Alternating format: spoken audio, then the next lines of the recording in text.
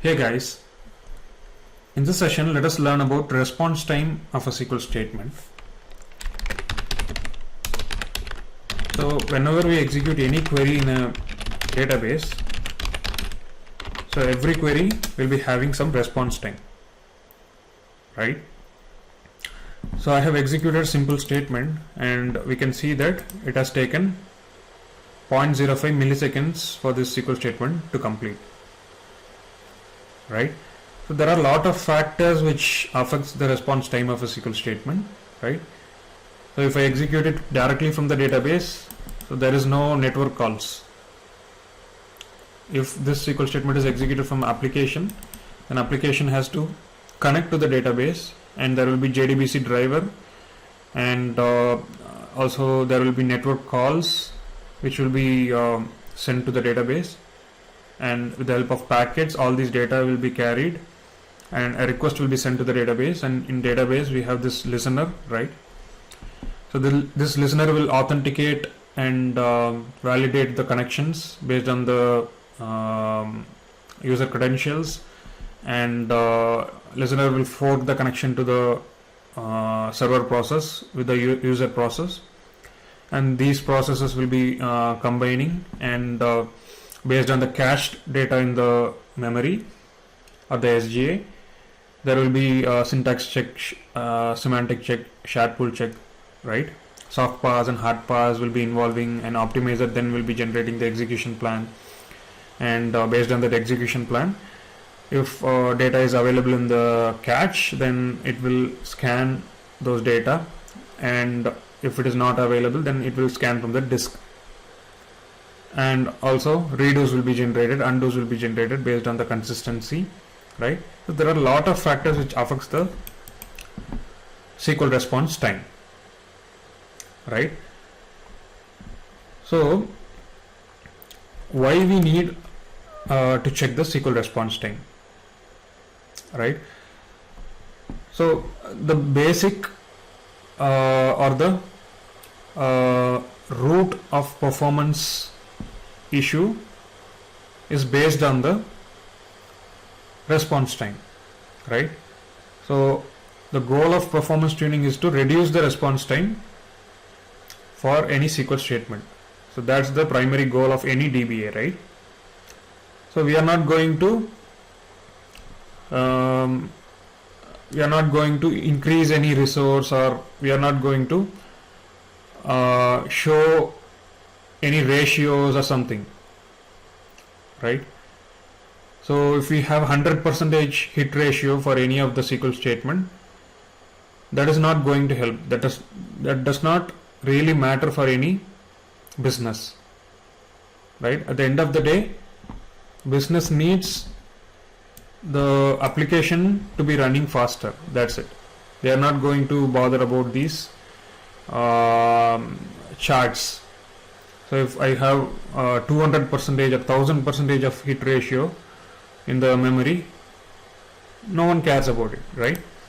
So that's the reason always we check response time for a SQL statement. Okay, so this response time is the deviation from the baseline time. Okay, so if I execute a SQL statement, and if that SQL statement execute in 1 second, and if tomorrow that same SQL statement execute in 10 seconds, so we have a deviation from the original baseline, which is 1 second, right? The SQL statement has taken 9 more seconds to complete. Today 1 second, and tomorrow it will take 10 seconds, right? So 9 seconds extra, right? So this is the reason we check the response time of a SQL statement, or the cumulative value of the SQL response time. Okay, so how can we check that? We have a view called sysmetric. So this sysmetric view collects all the metrics related to the database, okay, and it will store in this view periodically.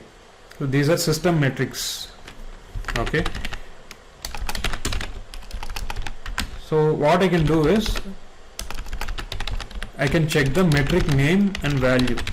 So these two columns are important. Also I can use begin time and end time to check the exact SQL response time during that particular period. Okay.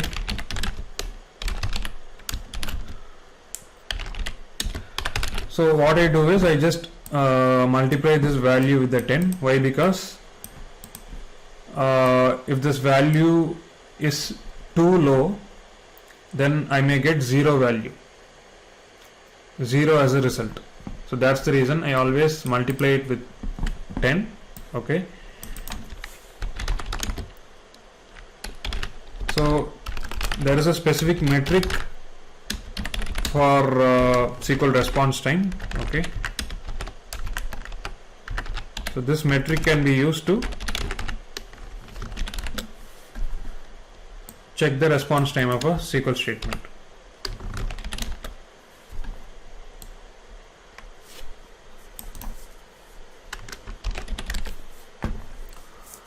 Yeah, so that metric is SQL service response time.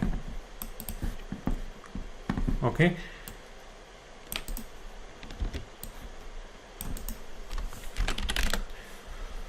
So this metric will be increased if there is a high response time for a collective SQL statement. So this is not for specific SQL statement. Okay, overall database, if there is an increase in the workload, then this SQL service response time will be increased. Okay, so this does not actually indicate that there is a problem in the database. Okay, but if this value is too high, then that may indicate that there is a performance issue in the database, or the database is not responding well to the application. Okay, so this metric can vary between individual projects. Okay, so some projects may have SQL service response time as 100, but that may be accepted. But in another project or another client, they may not accept SQL service response time as 100. So they need 10 or less than 10 response time for a SQL service. Okay, something like that. So it's the DBA's responsibility to monitor and understand the nature of the database.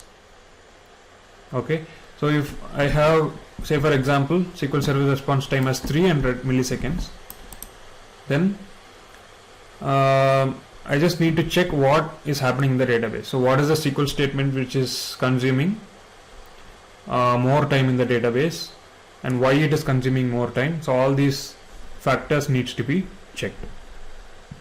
Okay, so this is the main use of SQL service response time.